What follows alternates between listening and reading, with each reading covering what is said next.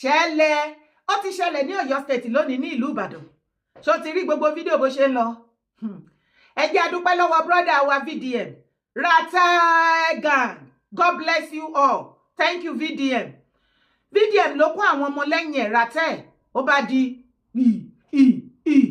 wọ́n máa ó di Ọ̀yọ́ state lọ́dọ̀ Mákindé, gọ́fúnà Mákindé, nǹkan tí àwọn yúùtù ilẹ̀ Ọ̀yọ́ state tí wọ́n kùnà láti ṣe torí eye service àtàbòsí wọ́n ti wá látẹ̀dó wọ́n ti wá bá wọn ṣe lọ́yọ̀ọ́. VDM kó àwọn ọmọ Ratẹ́ sẹ́yìn wọ́n lọ bìbà àwọn youth wọ́n lọ demand fún freedom àwọn tí wọ́n kó lọ lọ́yọ̀ọ́. VDM jẹ́ kó yé Mákindé wípé ibi tí ọ̀rọ̀ ń lọ state government ẹ ti fẹ́ẹ̀lì wa. Mákindé ò lè bọ́ síta lẹ́ni kó sọ fún wa pé àwọn ọmọ ibi táwọn ọmọ yẹn wà. Bẹ́ẹ̀ ni federal government ò lè sọ fún wa pé wọ́n ọmọ ibi táwọn ọmọ yẹn wà. Wọ́n kàn fi ń takà, wọ́n fi ẹ̀mí wa àwọn èèyàn wa wọ́n fi wọ́n takà torí àǹfààní ara àwọn méjèèjì. VDM wá sọ ó sọ fún Mákindé wípé níbi tí ọ̀rọ̀ dé dúró both the state and the federal has failed us.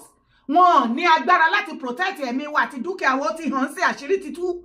Àwọn ti ṣetán láti wọnú igbó lọ inú igbó government kíní park old park tí wọ́n àbádàn tọ́kọ́ àwọn ọmọ yẹn sí tí Mákindé àti bàbá Tinubu tó ń wojú ara wọn tó ń sùn láyọ̀ tó ń jí láyọ̀ táwọn ọmọ yẹn wà nù họ́wùhọ́wù. VDM náà máa lead gbogbo àwọn ọmọ Ratẹ́ pátápátá wọ́n máa wọnú igbó lọ láti lọ kó àwọn ọmọ jáde. Ṣé bí ọ̀pọ̀lọpọ̀ àwọn security organization private wọn náà láwọn fẹ́ wọbẹ̀ Mákindé ní láyéláyé àwọn ò fún wọn ní orí ọ̀fẹ́ wọn gbúdọ̀ wọbẹ̀ ó kéde gbà wọn jáde kò rí wọn gbà jáde. Ẹ máa wá ní ẹ̀kọ́ kínní kan ẹ̀kọ́ ṣìdànù irú orí burúkú ní gbogbo yín pa both the state government and federal. Ẹ mọ nǹkan tẹ́ ń ṣe ẹ mọ̀ ọmọ àbádọ́nà àwọn ọmọ yẹn síbẹ̀ ni ẹ fẹ́ ká gbàgbé nǹkan tán béèrè àbí.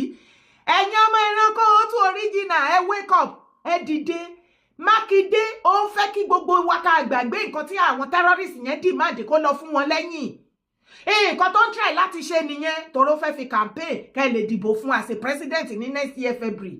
Kò sí nǹkan míì tí Mákindé ń ṣe ó ti sọ ẹ̀mí àwọn ọmọ yẹn ó ti sọ the politics fúnra lára ẹ̀ ṣẹ̀ráyé wọn wò ó má sọ párò yé mi pọ̀ jù tẹ̀lé mi kó wá wo fídíò àwọn VDM. What are we doing to bring the children back?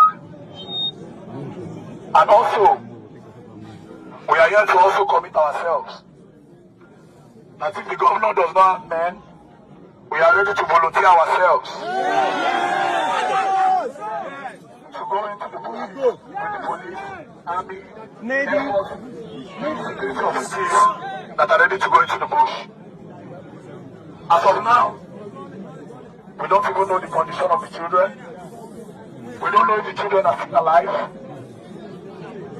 Over 45 of them was taken into the bush with their teachers. And one of the teachers have been beheaded. It's quite unfortunate. So we want to tell the governor what is the plan and when are we going to see the children. Thank you, sir. Àwọn táàgì máa ti wá ọmọ ní lẹ́kọ̀ọ́ kiri. Ọmọ ti fọ́ àwọn èèyàn lóko ẹwọ̀ ẹ̀ka sá lọ ẹ dúró. Kí ló ń lẹ́kọ̀ọ́ máwọn èèyàn? Kí ló ń lẹ́kọ̀ọ́ máwọn èèyàn?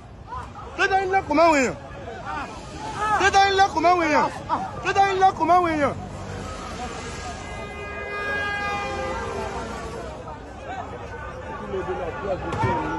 But why does he look? Hey!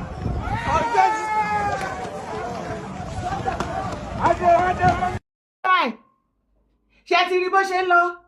Ṣé bí àwọn nǹkan tí mò ń sọ ní àìdíà fún gbogbo yín nílé nìyẹn wípé ẹ̀yin youth Ògùn, Ọ̀yọ́, Ọ̀ṣun, Lagos, gbogbo ẹ̀ káàkiri Ondo, Èkìtì.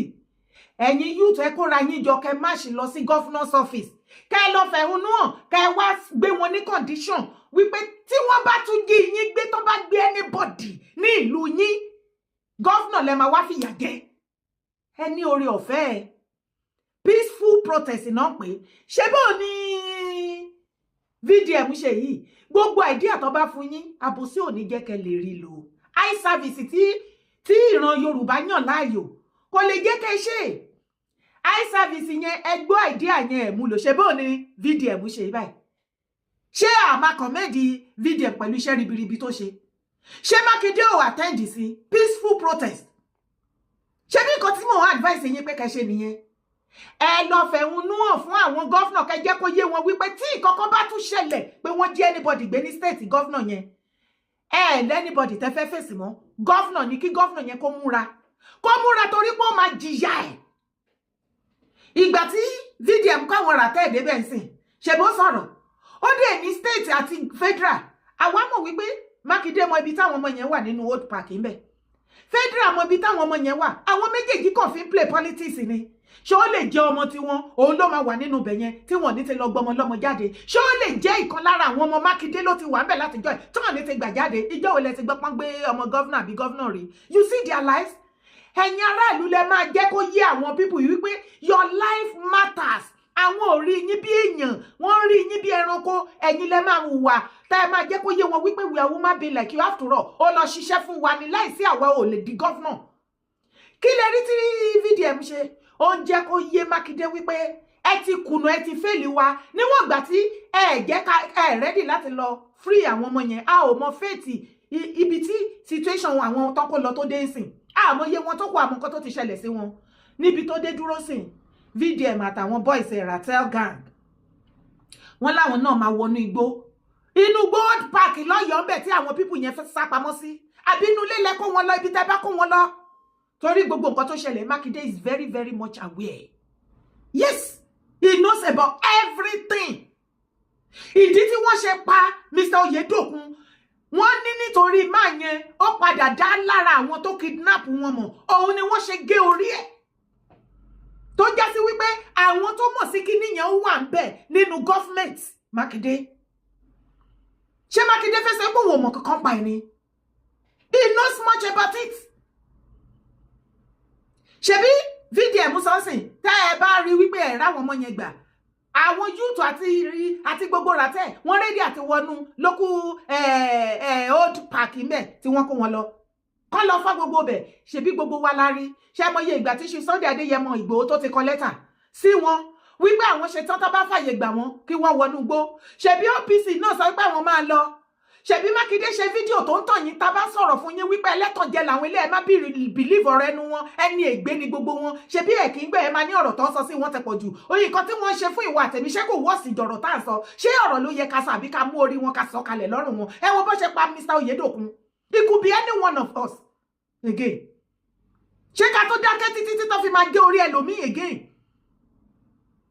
Èyí tó yẹ kẹ́yìn ẹ̀yin youth ká dìde gbogbo ilẹ̀ Yorùbá ẹ wá bayé ara yín jẹ́ lọ́jọ́ ìkọ́t ẹ jọyìn ayé èbùká ẹ bẹ̀rẹ̀ sí ní para yín ó wọ kọ́lọ̀ kìíní mi lọ́wọ́ yẹ́lò lọ́wọ́ orí yín ti yí. Ẹ lè jà fún ẹ̀mí ara yín kẹ́ dìfẹ́ǹdì ẹ̀mí ara yín. Ṣebí nǹkan tá à ń sọ fẹ́yìn youth ilẹ̀ Yorùbá kẹ́ ṣe rí pójú tì yín ṣe rí ẹ ti di rádaràda wọ́n ti bà ti yín jẹ́. Ẹ wá rí kò yé òye ẹ̀yin youth ilẹ̀ Yorùbá mọ́. Ẹ ti ponú ẹ ti gbé mú. Tí ó bá jẹ́ bẹ́ẹ̀ ohun tó yẹ kẹ́ ṣe ẹ lè ṣe especially ní Ọ̀yọ́ ẹ̀yin tẹ́ lọ ń lé àwọn VDM lóko àti ràtẹ́ ayé yín ló máa bàjẹ́. Ẹ̀yin olórí burúkú tóògì ẹ má ṣàǹfààní tẹ́ ẹ wú ní ìwúlò kankan nínú ṣé ẹ wúlò fúnra yín ni ẹ wúlò fúnra yín ẹ wúlò fẹ́ bí yín ẹ wúlò fún society. Nǹkan tó yẹ kẹ́ kóra yín ẹ̀yin tóògì olórí burúkú tẹ́ wáyé asán tó yẹ kẹ́ bọ́ síta kẹ́ lead nǹkan tó yẹ nǹkan tí VDM ṣe yẹn ẹ̀yin tóògì Ọ̀yọ́ ló yẹ kẹ́ lead ẹ̀ jáde. Apariwo ẹ ṣe bẹ́ẹ̀ ni pé ẹ gbọ́ wọ́n ti ẹ̀dọ́ wá ojú òtí yín tí yín ti ta. Ṣùgbọ́n tí Oríyọmí bá pín ṣẹ́ẹ̀tì àti káàpù ẹ lọ pariwo fún.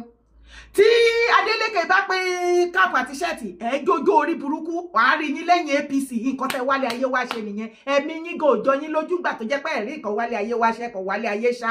Ṣé ti wùwọ̀ ẹranko àwa máa kó fún yín á treat yín bí ẹranko. Ṣé ó yẹ ká rí ẹni olórí burúkú tọ̀gì kó lọ máa lé àwọn ràtẹ́ lóko àwọn VDM pẹ̀lú ìgbésẹ̀ tó gbé yẹn ohun tó yẹ kí wọ́n ṣe ẹ̀ṣẹ́ àwọn kan wá dìde wọ́n fi state wọn lẹ̀.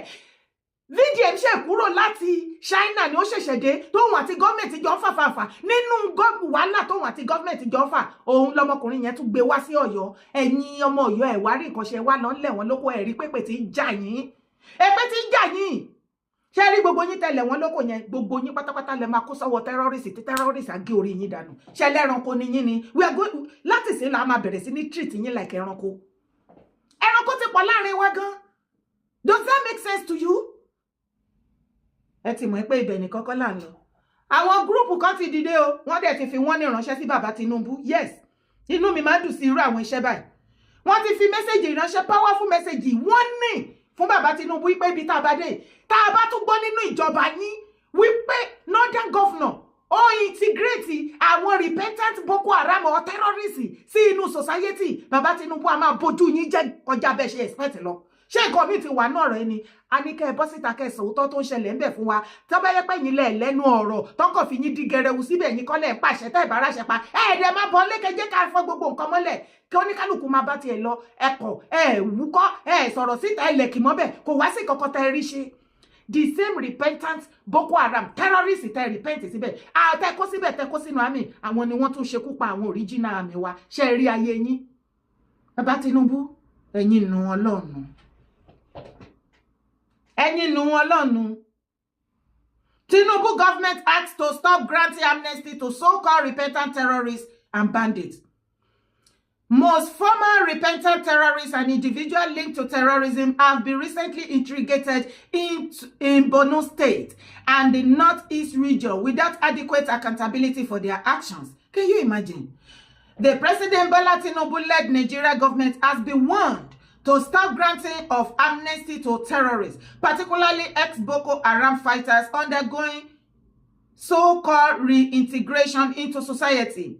Most former repentant terrorists and individuals linked to terrorism have been recently integrated in Borno State and the Northeast region without adequate accountability for their actions.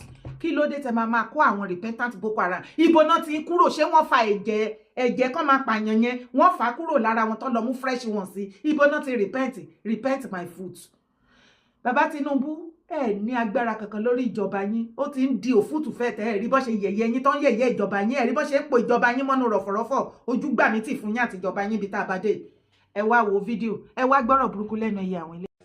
I've seen of recent a lot of social media giants going around trying to raise protests. Nobody is stopping anyone from protesting. But we should always remember the unintended consequences, because you do that, these things might be hijacked and people might be injured or killed. We are making efforts to see that we provide avenues for some of these media experts to be embedded with our troops when they are going on operation in the Northeast, in the Northwest, in the North Central, so that they have a feel of what the troops go through and the challenges ahead. Maybe they will have a better understanding.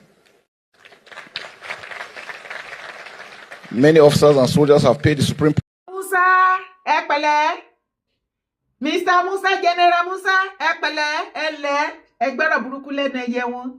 Nígbà tí wọ́n kùnà tí wọ́n rójútu ọ̀rọ̀ mọ́, wọ́n wá sọ di wèrè mọ́ra wọn lọ́wọ́, wọ́n sọ dagídí. So, àwa lókù báyìí sí media, àwa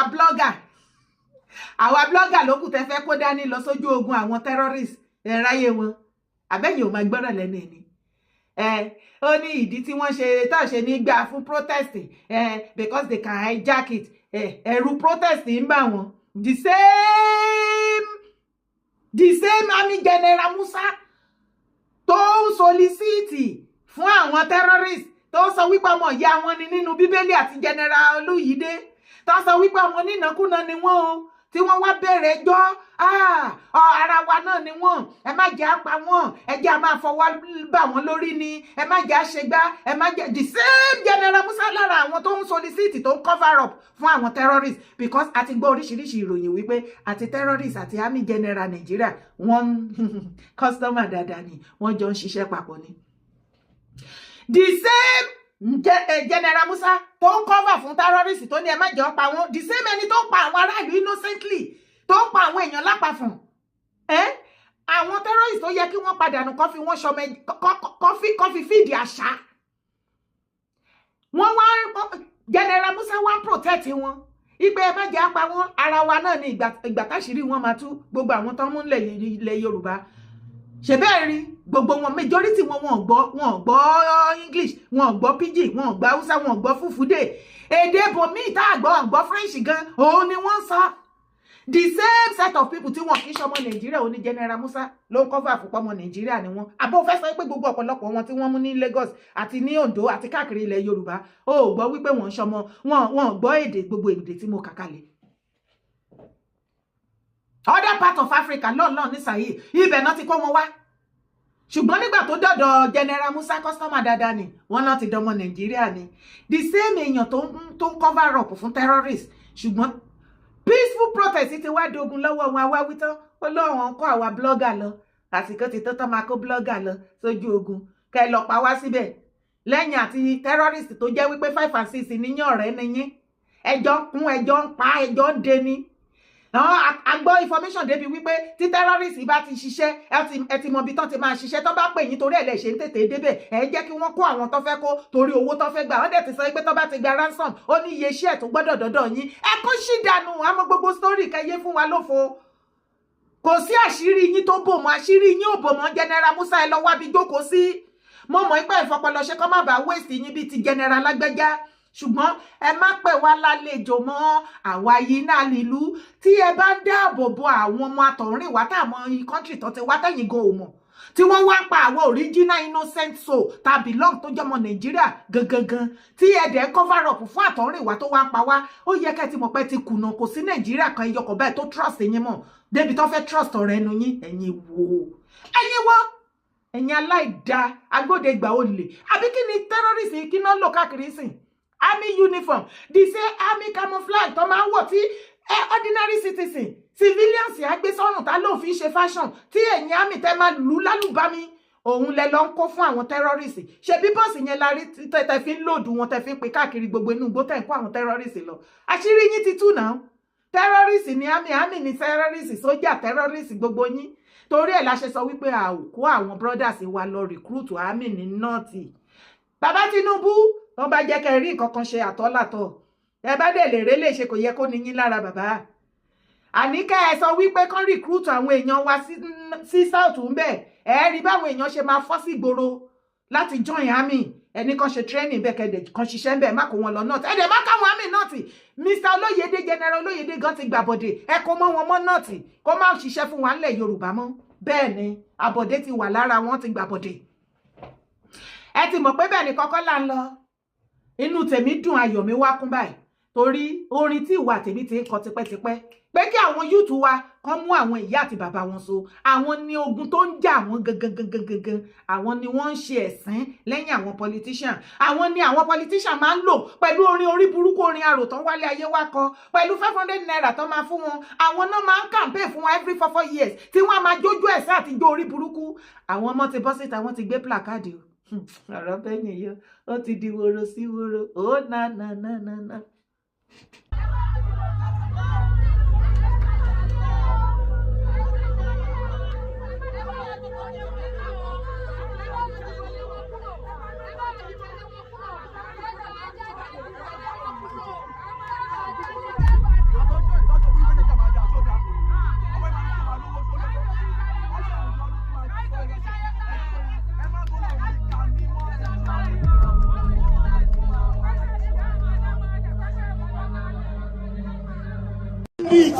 Attack on our schools, attack on our school children. We want our children back. We need good governance in Nigeria.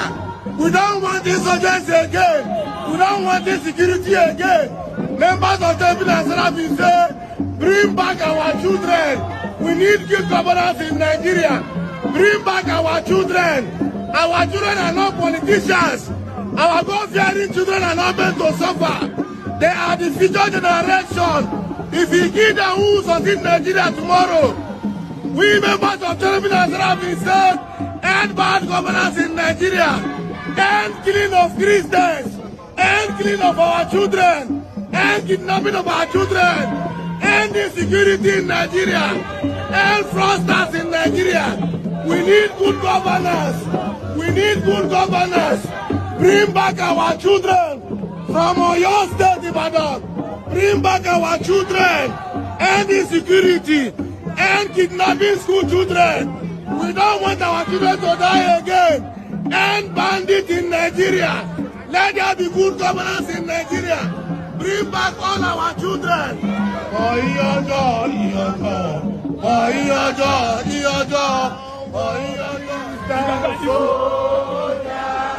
Marching us to war. We die, brothers of Jesus. Glory of Jesus. Hallelujah.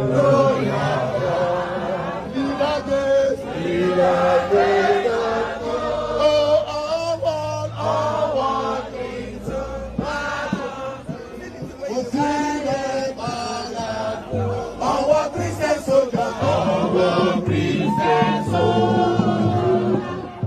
Nothing has to war. We have brought on Jesus. Glory of the Almighty, most merciful Father, God of cherubim, God of seraphim. We members of cherubim and seraphim all the world. In conjunction with the Association of Nigeria. We have gone through the door of obligation. We are giving direction to the President of Nigeria. Touch his mind, oh Lord. Let there be end of insurgents. Any man, any woman that will call themselves bandits, that want to kidnap our children, they will not succeed. They will not succeed. They will not succeed. You will protect all our children. You will protect their teachers. They are going to the coming in. God, you will protect them. Every insecurity, any man planning to bomb the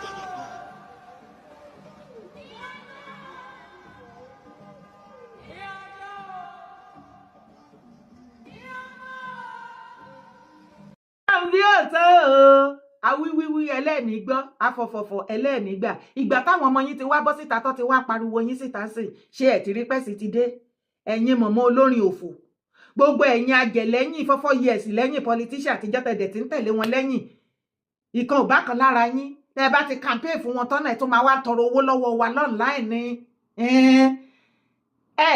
àní ó ti ẹ̀ lé débi wípé ọ̀pọ̀lọpọ̀ àwọn abiyamọ àwọn ìyá tó wà níta nísìn àti bàbá tó wà nù Nàìjíríà lè Yorùbá sìn mi ò rò majority wọn bíi 70% wọn ò wálé ayé kan jẹ wọn mọ́mọ́ wọn ò retí nǹkan mọ́mọ́ tí ò bá wá jẹ́ bẹ́ẹ̀ ó ṣe jẹ́ wípé orísun nǹkan tí ó bá ayé ti yín jẹ́ lọ́dọ̀ àwọn òbí yín ìyà tí àwa ọmọ ta inherit lọ́dọ̀ ẹ̀yin ìyá ẹ̀yin náà inherit ẹ̀ lọ́dọ̀ àwọn ìyá ti yín tó jẹ́ great grandmother àti tiwa àwọn parent wa ìjọ yẹ ká má lè wá ojú ọ̀nà solution ẹ tún mú ìyà yẹn tó pàṣẹ sọmọ tiyín ọmọ tiyín náà tún ti bímọ tí ń pàṣẹ sọmọ tiẹ̀ adẹ ń sọ fún yín lójoojúmọ́ wípé àwa ara wa la máa fọwọ́ ara wa tún wà ara wa ṣe ẹ kọ́kọ́ dẹ̀yìn lẹ́yìn àwọn politician ẹ jẹ́ kó fèsì kan lọ kó yàwó àtàwọn ọmọ wọn kó wá campaign kan máa jójó òfò lẹ́yìn wọn ẹ̀kọ́ ẹ̀ gbọ́ ìgbà tẹ́sí ti wá dé báyìí sẹ̀ abẹ́yìn ò mọ́ lọ́rùn ẹni ìwé ọ̀pọ̀lọpọ̀ yín òkùnkùn dẹ̀ ní tìjú mọ́ èyí tó ṣẹlẹ̀ náà wọn ò ní mọ́ lọ́rùn kò jọ wọ́n lójú o àwọn aláǹkárá yẹbẹyẹbẹ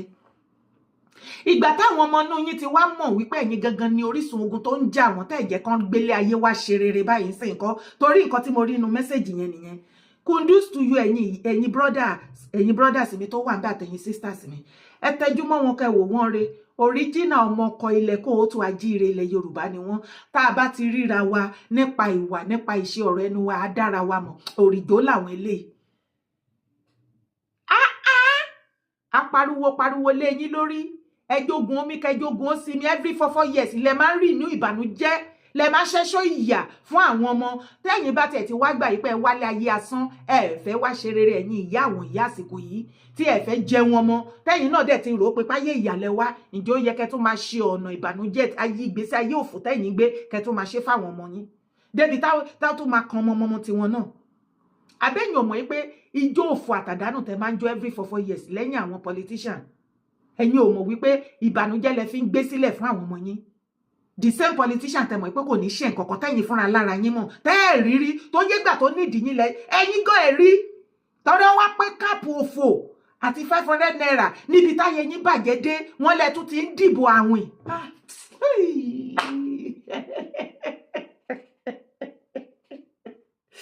dìbò kó padà wá gbowó níbi tó ti yín ti ta káàsà yìí kan ṣèràn mi o kò ń ṣe nǹkan kan púpọ̀ tẹ́ rọ́lù wọ́n lè tún dìbò àwìn ẹgẹ́ lọ dì í fún yín máa wá gbowó létà